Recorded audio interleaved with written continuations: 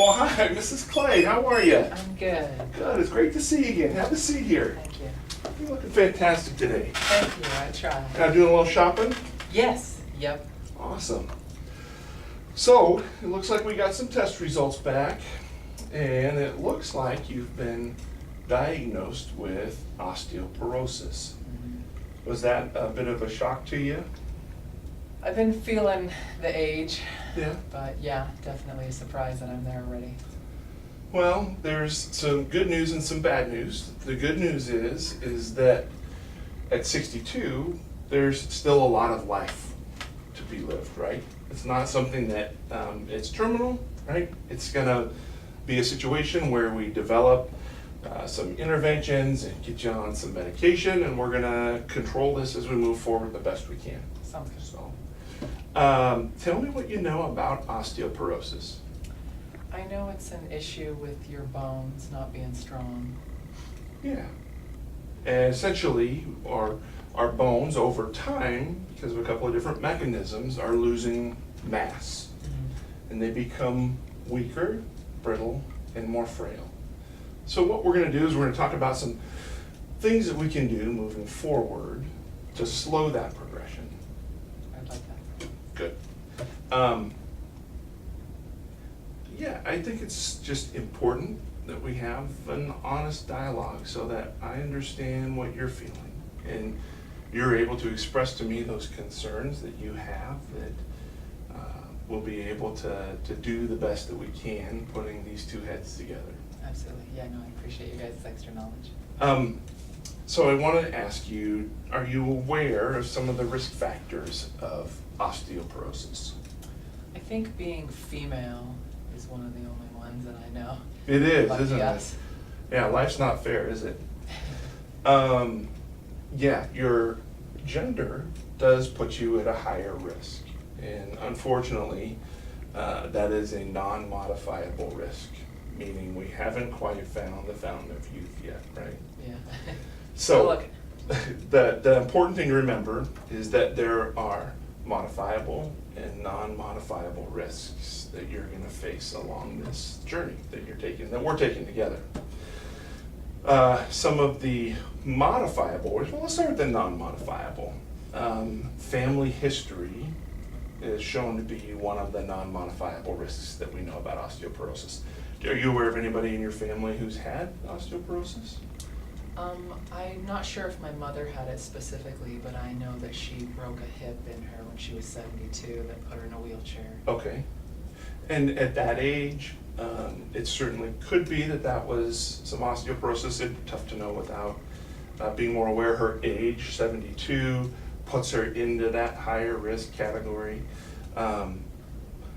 Our age, it's important to understand, especially in women, as we enter and go through menopause, that lack of estrogen is something that contributes to the condition of our bones and the density. So certainly moving forward, those are some things that we won't be able to change. But there's some other things that we can.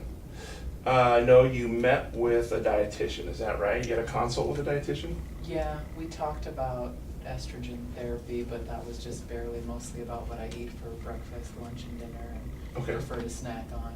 Good. And did she give you some feedback?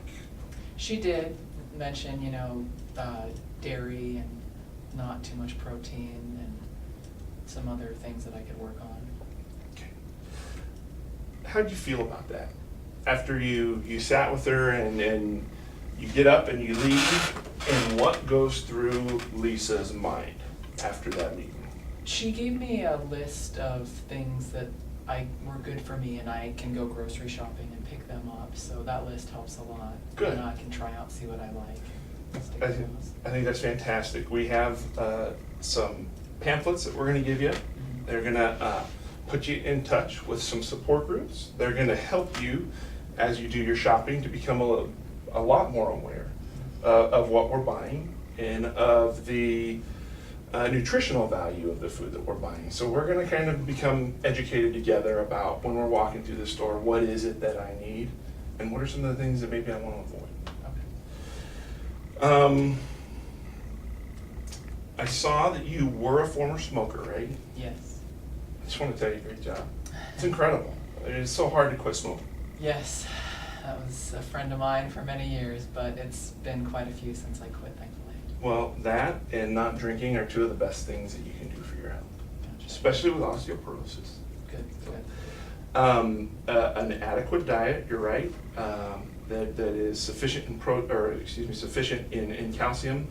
The difficult part is going to be, Lisa, what a nutritional and healthy diet is for some other healthy non-osteoporotic person is not going to be the same diet that you're going to, that's going to be sufficient to help you as this condition progresses. So some of the things that we're going to have to talk with you about, or hopefully that the dietitian talked to you about, are supplements. Did you mention that? Yeah, Okay. she did. And what did you guys talk about? We talked about calcium and vitamin D and some of the sources you can get it from, and since I'm kind of leery about them, maybe specific stores to buy trusted ones from. Okay.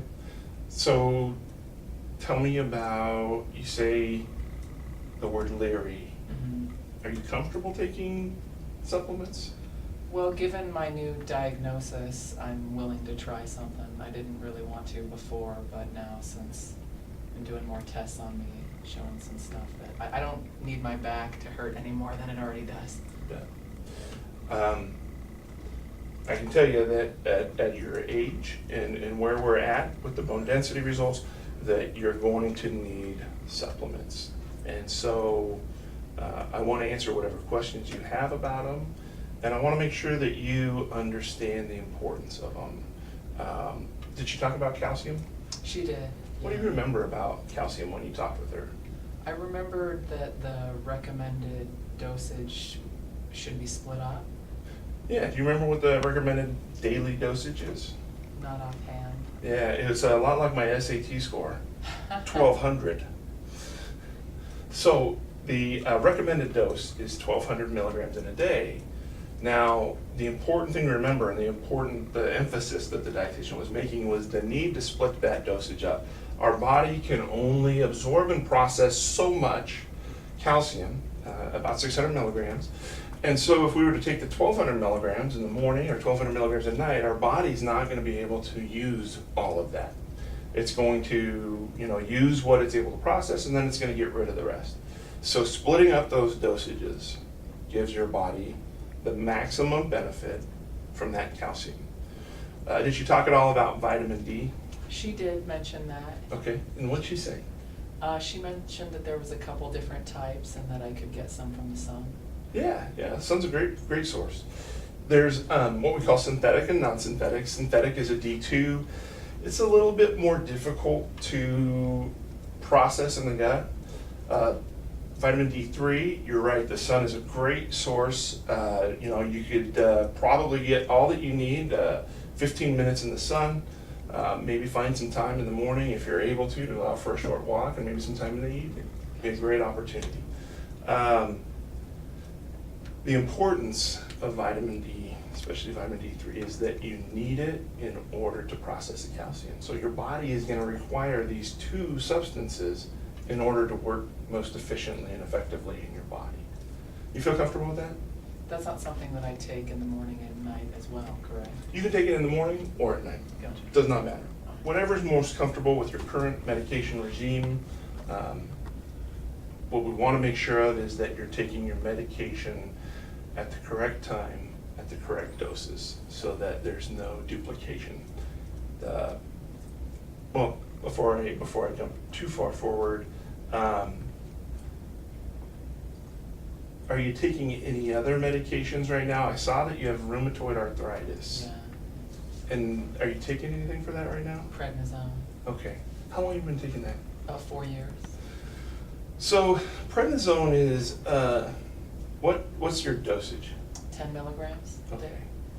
Prednisone is it's kind of a double-edged sword, right? It's been traditionally, science and evidence has shown, the best thing for rheumatoid arthritis. However, long-term corticosteroid usage has been shown to increase our chance of fracture.